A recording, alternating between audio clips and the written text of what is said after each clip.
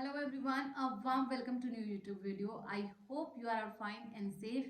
And this video is totally different from our other videos because पिछली videos में हमने बात की है ज़्यादातर आइल्स टॉपिक्स के ऊपर, आइल्स की प्रेडिक्शंस के ऊपर, बट आज की वीडियो जो है वो इमिग्रेशन पार्ट से रिलेटेड है। अगर आप यूके जाकर मूव होना चाहते हैं, यूके जाकर रहने चाहते हैं या पढ़ना चाहते हैं, तो आज की वीडियो आपके लिए मोस्ट इम्पोर्टेंट कंटेंट रहने वाला है आज की वीडियो का, बिकॉज आज की वीडियो में हम बात करेंगे यूके लॉटरी वीज़ा 2025 के बारे में।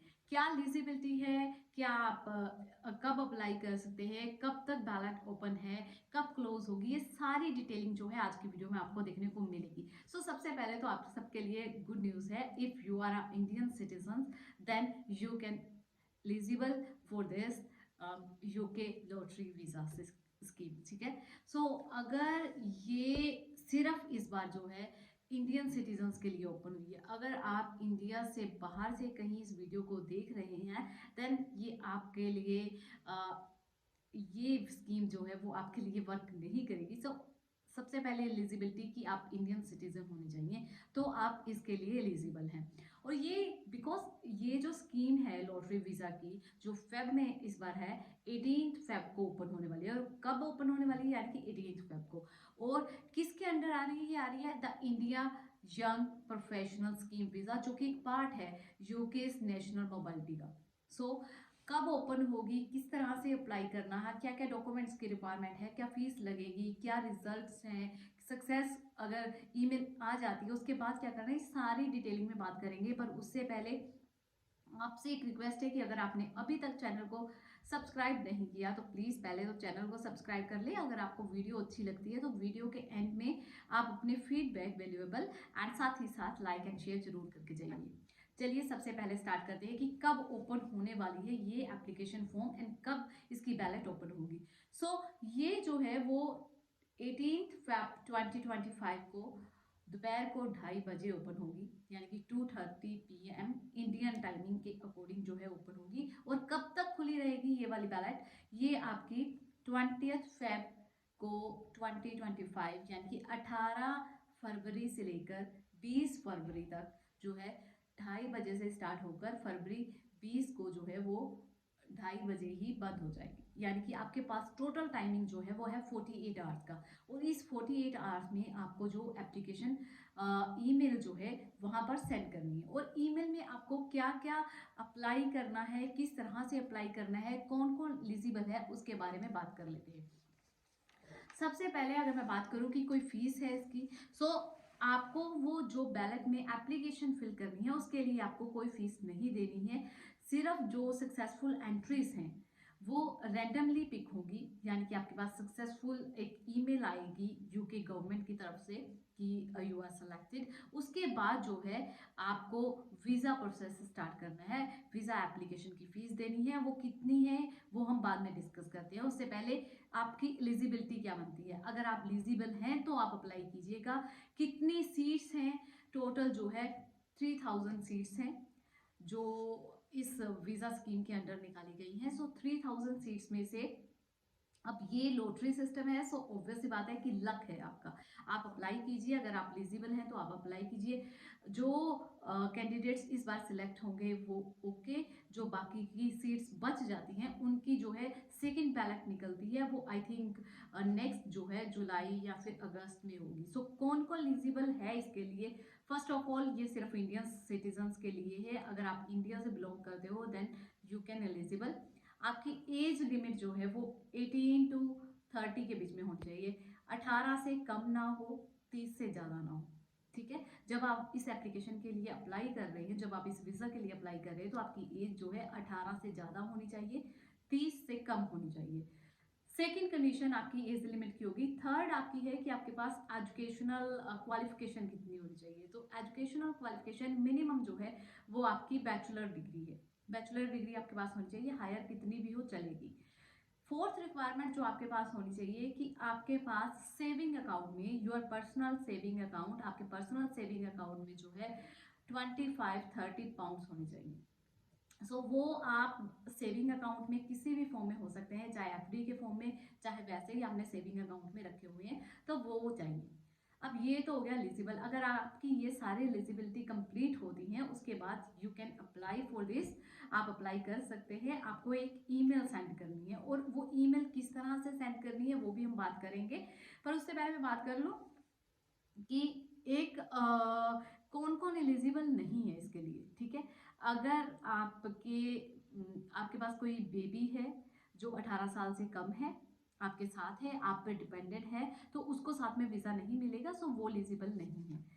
अगर आप ऑलरेडी यूके में रह रहे हैं एंड आप ऑलरेडी इसी स्कीम का पार्ट हैं, ठीक है, अगर आपके ऑलरेडी ही इस स्कीम का पार्ट है तो आप एलिजिबल नहीं हैं। अगर आपने पास्ट में अप्लाई किया था, मतलब इस पार्ट के लिए, इस वीज़ा के लिए, लॉटरी वीज़ा के लिए आपने पहले अप्लाई किया था बट आपको सक्सेस नहीं मिली थी, आप उस टाइम पर आपकी एप्लीकेशन जो है वो रिजेक्ट हो गई थी, देन यू कैन एलिजिबल, आप अप्लाई कर सकते हैं दोबारा। आई होप कि यहाँ तक सबको क्लियर हो गया होगा।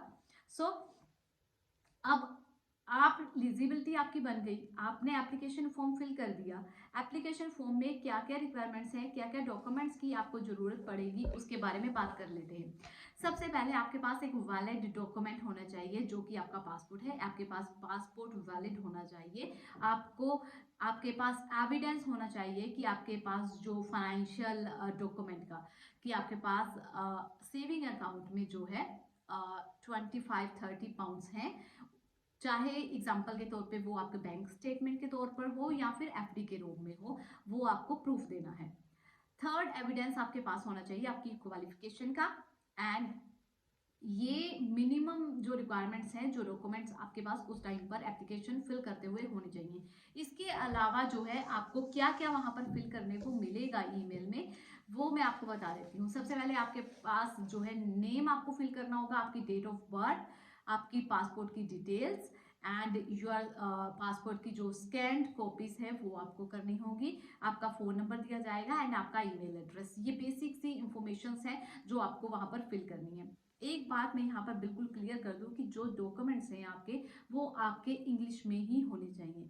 कई बार ऐसा होता है कि किसी का डेट ऑफ बर्थ यानी कि जो आपका बर्थ सर्टिफिकेट है वो पंजाबी लैंग्वेज में या हिंदी लैंग्वेज में है, तो आपको उसे ट्रांसलेट करवाना होगा इंग्लिश लैंग्वेज में, उसके बाद आपको सबमिट करना है। एंड एक मोस्ट इम्पोर्टेंट बात और यहाँ पर है, मैं आपको बता दूँ कि जब ये आप एप्लीकेशन फिल कर रहे होगे तो वहाँ पर एलिजिबिलिटी आपकी कंप्लीट है। आप पर पर्सन जो है एक ही एप्लीकेशन जो है वो फिल कर सकता है। अगर आपने कोई भी मिस्टेक की या फिर आपने गलती से कोई नंबर गलत डाल दिया या पासपोर्ट का जो है आपने पीडीएफ गलत करके डाल दी, तो ये नहीं है कि आप दोबारा अप्लाई कर सकोगे। सो बी केयरफुल, अच्छे से सोच समझ के जो है वो काम करना है आपको। पासपोर्ट की स्कैन जो कॉपी है वो आपको front page and back page दोनों एक ही सिंगल पीडीएफ में करके उसके बाद आप सेंड कीजिएगा। नंबर को क्रॉस चेकिंग कीजिएगा, जब आपने स्पेलिंग लिखी है आपके नेम की, डेट ऑफ बर्थ की, सारी चीज़ों को अच्छे से करके आप अप्लाई कर दीजिएगा। सो ये तो थी बेसिक इंफॉर्मेशन जो आपको चाहिए होगी उस टाइम पर, और क्या क्या डॉक्यूमेंट चाहिए वो मैंने सब क्लियर कर दिया है। क्या होता है अगर जब आप अप्लाई कर देते हो उसके बाद की क्या बात है, अप्लाई करते वक्त आपका कोई पैसा नहीं लगना, एक not even a single penny आपको नहीं पे करना। एप्लीकेशन जब आपने अप्लाई कर दी उसके बाद उसका रिजल्ट आपको विद इन 2 वीक्स मिल जाएगा, पॉजिटिव और negative. If result is positive, अगर आपको पॉजिटिव ईमेल आती है फ्रॉम यूके गवर्नमेंट, देन उसके बाद आपको क्या करना है, this is the main part जो आपको करना है। तो आपको 90 डेज के अंदर अंदर जो ईमेल आती है उसके 90 डेज के अंदर अंदर आपको अपने बाकी के डॉक्यूमेंट्स जो हैं या अपनी जो फीस है, एप्लीकेशन फीस, वीज़ा फीस, वो पे करनी होती है। और वो क्या है, आपको अपनी आइडेंटिटी का प्रूफ देना है, यानी कि वही डॉक्यूमेंट आपको अपना पासपोर्ट जो है वो स्कैन करके प्रॉपर भेजना है। आपने जो डॉक्यूमेंट्स हैं वो स्कैन करके भेजने हैं। क्वालिफिकेशन का हो गया, अपना बैंक स्टेटमेंट का हो गया, अपना पासपोर्ट का हो गया, योर एजुकेशनल जो है वो डॉक्यूमेंट्स हो गए वो।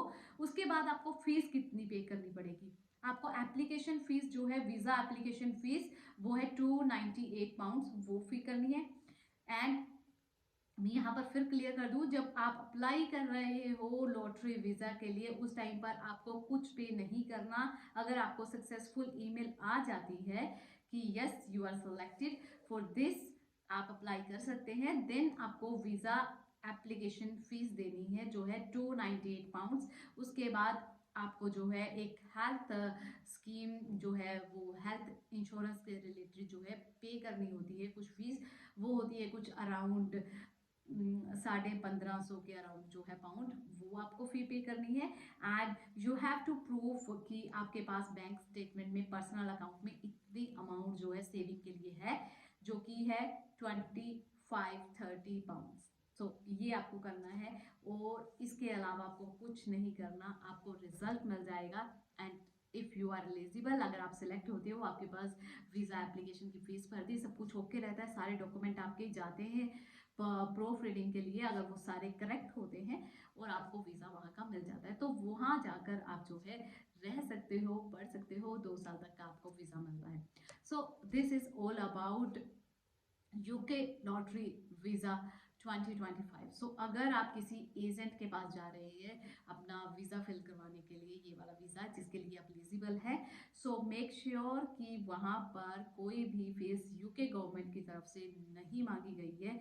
वीज़ा एप्लीकेशन के सिर्फ लॉटरी स्कीम के लिए जब आप अप्लाई कर रहे हो उस टाइम पर कोई फीस नहीं है। अगर आपको सक्सेसफुल ईमेल आ जाती है उसके बाद आपको फीस पे करनी है। सो एजेंट्स, फ्रॉड एजेंट से बचकर रहना। आप खुद भी घर पर अप्लाई कर सकते हो, ऑफिशियल वेबसाइट है यूके गवर्नमेंट की, वहाँ पर जाएं, वहाँ पर लिंक आपको मिलेगा।